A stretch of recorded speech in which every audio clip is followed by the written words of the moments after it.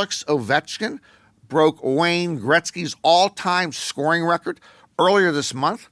It came in the second period of a game. I missed it because I had already switched to a sponge pants square bob rerun on Nick at Night. Norman Chad.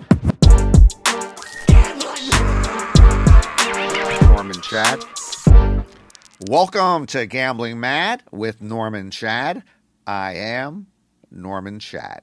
Coming up today on the program, will the NBA ever call a traveling violation again? Will the NHL ever get rid of their second intermission? Will Cody Bellinger ever order chicken wings again?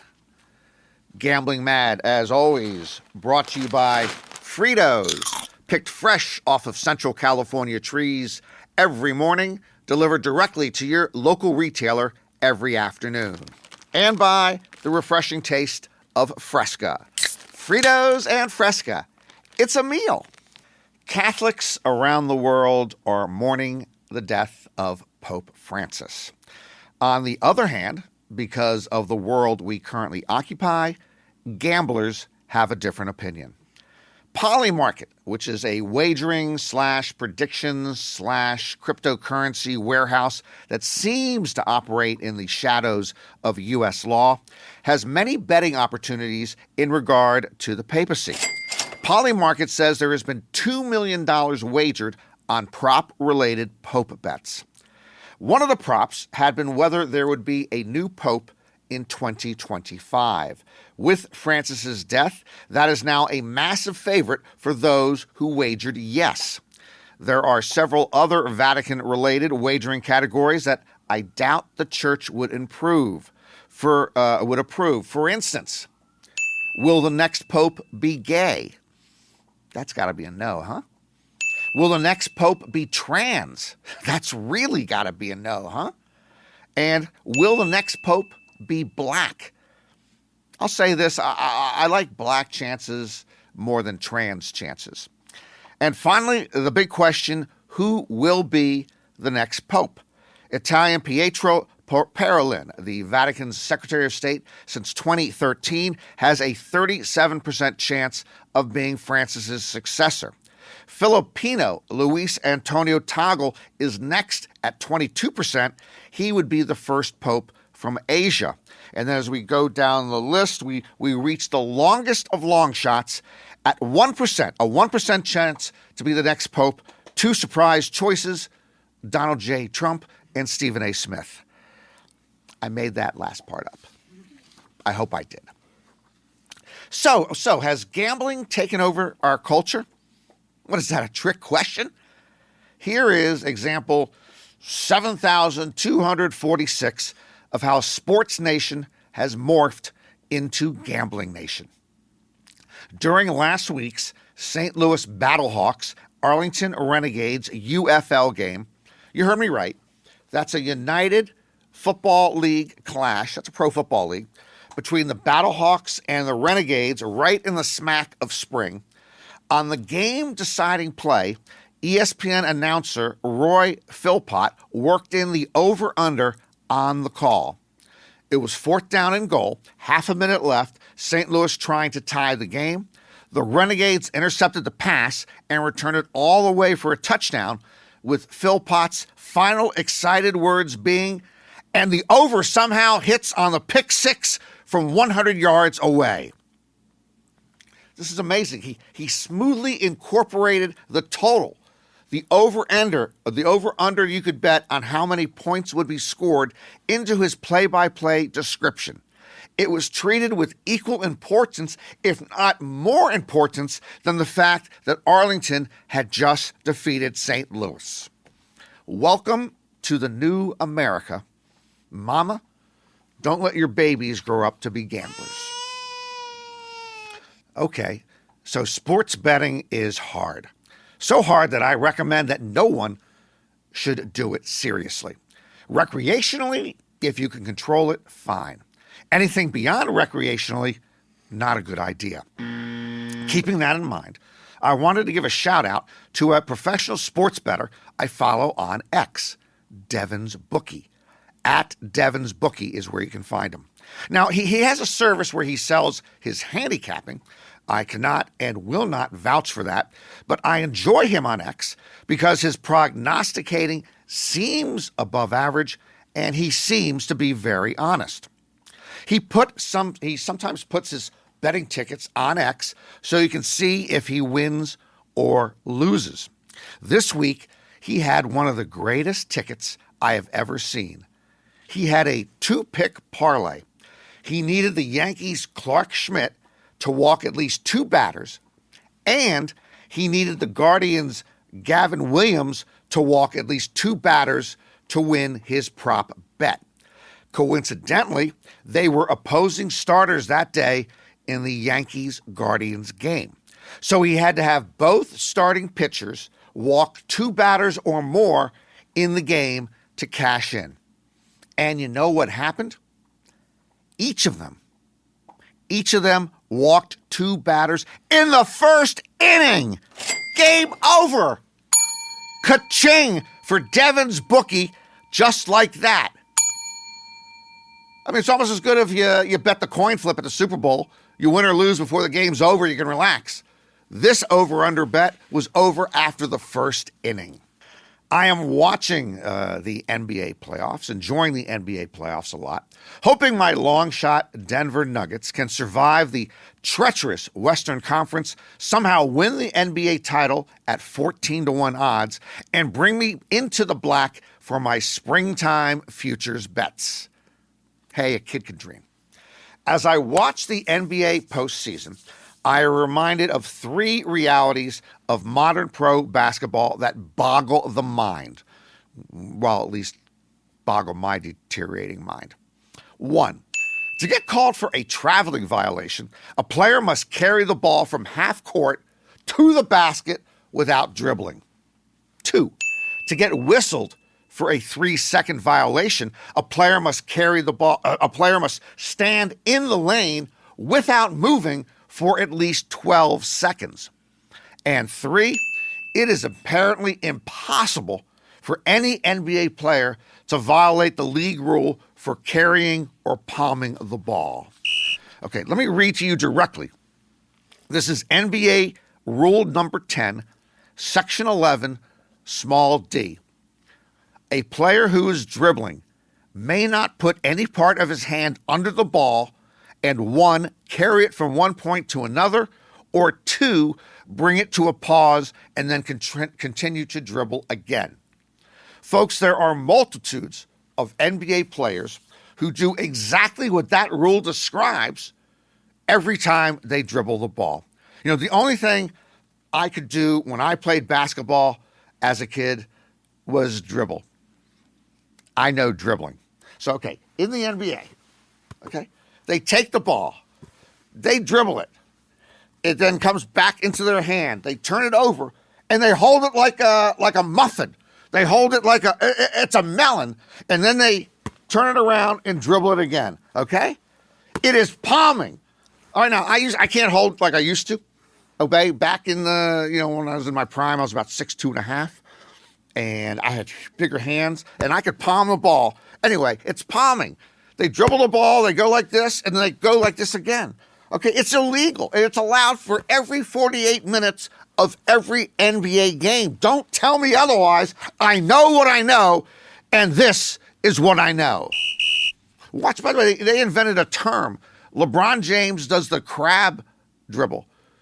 It's like a crab that's going over that ball, and he goes like this every time. It's the crab dribble. No, it's palming. It's a violation. And I love LeBron. This is a court-ordered, actually, it's a therapist-ordered, light Donald Trump week for Gambling Mad. According to my shrink, we cleanse and spiritually rejuvenate ourselves when we do not obsess over the current White House occupant. So I'm just going to give you one quick Donald Trump item, and then we're through with him for the rest of the podcast. I have known since the 20th century that Donald Trump was a business fraud for two reasons. One, he could not run a profitable casino. Most casinos are cash cows. Trump's casinos were bankruptcies in progress. Two, he single-handedly ruined any chance the USFL, the United States Football League, had of succeeding in the mid-1980s. It was a spring football league like the current UFL, and it had some chances, but Trump came in and he ruined it. On that topic, for those of you who still read, now I lost everybody. For those of you who still read, I heartily recommend a 2018 book by Jeff Pearlman entitled Football for a Buck, The Crazy Rise and Demise of the USFL. It's a wonderful book, even before you get to the parts about Trump's demolition of the league as owner of the New Jersey Generals. Speaking of reading, I'm also going to highly recommend, that you run, not walk, you run to the World Wide Web and find an article published this week in The Guardian newspaper by Canadian writer Stephen Marsh. It is headlined, "The America I Love is Gone." It is really, really, really good. It's better than anything AI could create, at least yet. I would send you the link to it right now, copy paste the link to you, but I don't have those technological capabilities while sitting in this podcast chair. Just go to The Guardian online, theguardian.com, or Google Stephen Marsh. That is spelled Marche. Spend 5 minutes reading This is the America. The America I Love is Gone. I read it while drinking a Fresca. I live in America, and I found it more enlightening than anything any American has said to me this year. That is inclusive of my staff. The person we entrust with the security of our homeland is under fire this week because she could not provide security for her own handbag. Kristi Noem was eating dinner in a Washington, D.C. restaurant when her handbag was stolen. The Homeland Security Secretary's purse contained her driver's license, apartment keys, makeup bag, department access badge, medication, passport, blank checks, and $3,000 in cash. Usually, if a woman is walking around with $3,000 in cash and a passport, her first name is Thelma or Louise. In her defense, a Department of Home Security spokesperson said Noem had family in from out of town and she planned to pay for dinner with cash. That is an expensive dinner unless her family is the Kardashians. Hey, but in her defense also, I'm going to give her props here. I respect people who go cash instead of credit card. We stand tall. No suspects yet, but I suspect if one of the inmates from that El Salvadoran mega prison escaped, someone who was there the day Kristi Noem did a photo op in front of them wearing a Rolex watch, that criminal would come after her first. Just a theory. I had the pleasure and the pain of a 12-hour poker session earlier this week at Hollywood Park Casino in Inglewood, California, my home casino.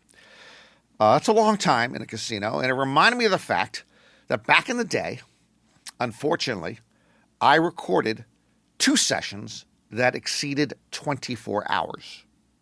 That's more than a full day, 24 hours, sitting in the casino playing poker. Should you ever play 24 straight hours? It depends. Okay, now usually when you're losing a lot, that's why you stay a long time. It's not a good idea. You're chasing your losses, and it's tough to get it back. First of all, luck runs in cycles. It really does. If you're having a bad day, it's usually best to cut your losses. Just stuff comes in waves. The bad luck can continue. Go home. The other thing is, it's a curious thing. It's pretty simple. When you're winning, you play better. When you're losing, you play worse. So you got a lot of factors against you during the course of a 24-hour session. There's bad decision making when you are losing. Fatigue starts to set in. Sometimes alcohol affects your judgment. But I got to tell you, and I wear the 24-hour sessions like a badge of honor. The thing is that when you're losing a whole lot, it's just, besides the fact that I know we're kind of sick, we need the action, there's an incredible challenge involved in just trying to climb a steep hill all the way. It's very tempting to climb that hill and get your money back. And the weird thing is, and this is how screwed up we are, sometimes let's say I've been down in my game, let's say it's $2,300, which is a lot of money in this particular game. I'll come all the way back and I'll be like only $150 down, which is incredibly good.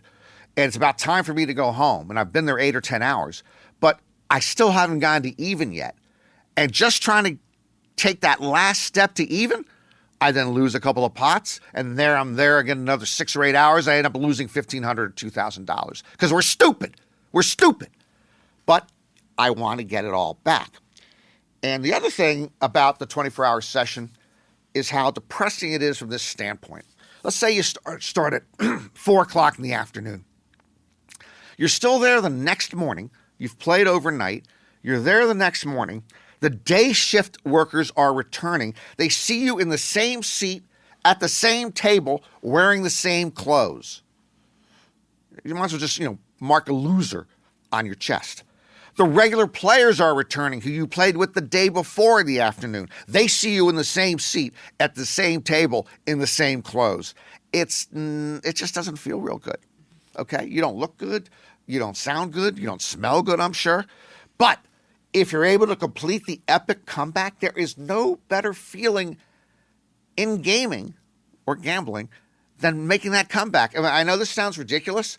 It's stupid from a money standpoint, but I would rather win $100 coming back from $2,000 down than, say, just win $400 in a regular session.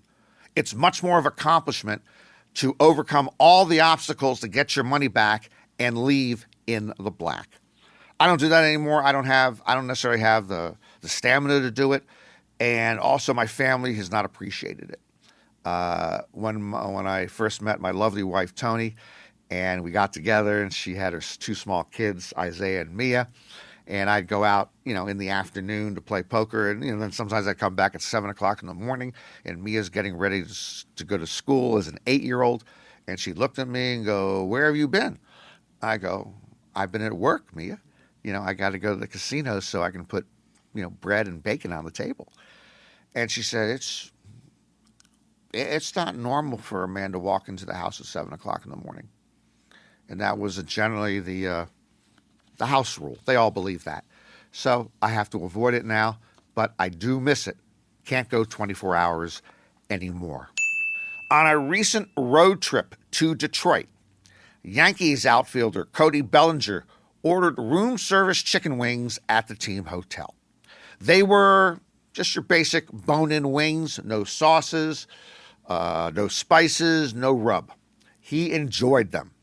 But then, at 4 a.m., he woke up sweating and he proceeded to throw up repeatedly for several hours. It was food poisoning, and he had to sit out that day's game against the Tigers. As a result, Cody Bellinger has sworn off eating chicken wings for 5 years.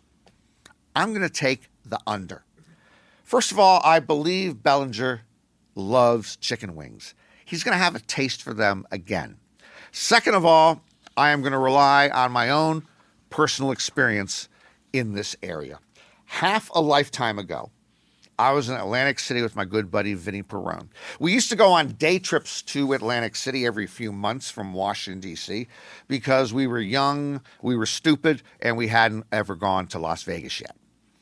I convinced him one night in Atlantic City on our dinner break to go to an all-you-can-eat seafood buffet along the boardwalk.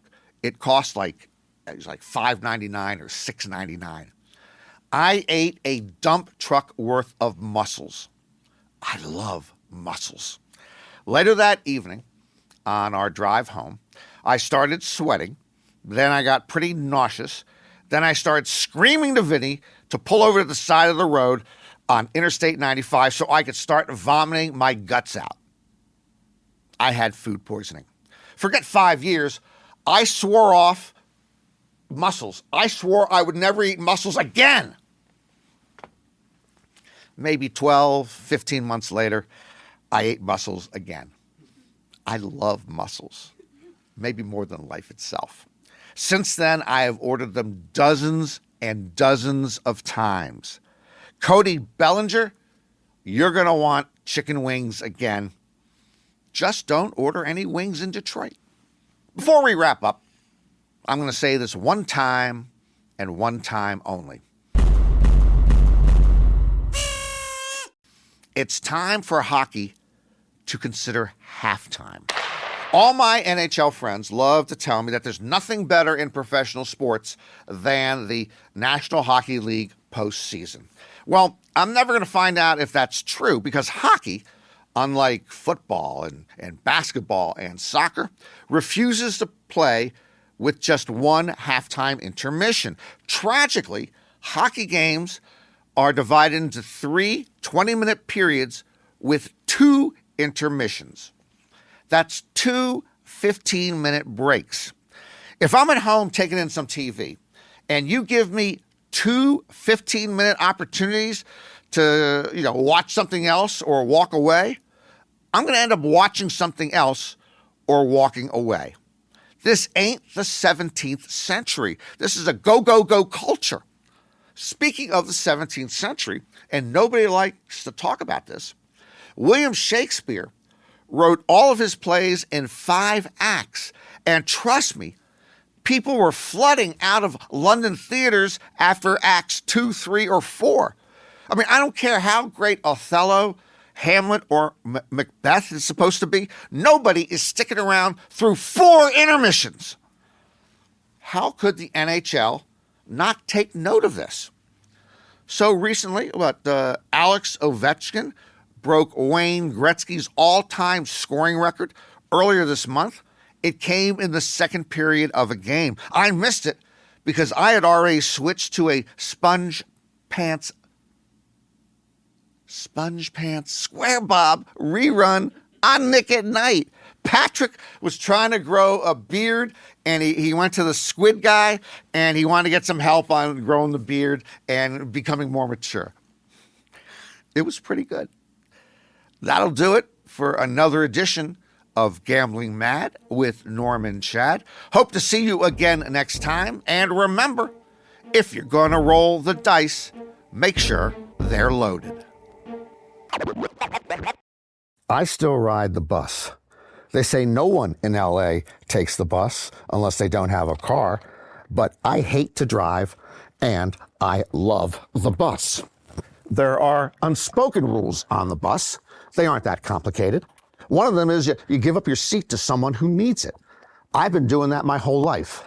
A woman might have a lot of shopping bags or an elderly person boards. You don't make them walk to the back of the bus. You give up your seat. This is an automatic. Well, it took me a while to realize it, but I'm now on the flip side of this equation. I am the person who needs the goddamn seat with my bad back, bad knees, and bad mobility. Plus, as I'm constantly told, I'm just plain old. But these 20-something and 30-something punks won't move, won't budge, won't even make eye contact. So start spreading the news.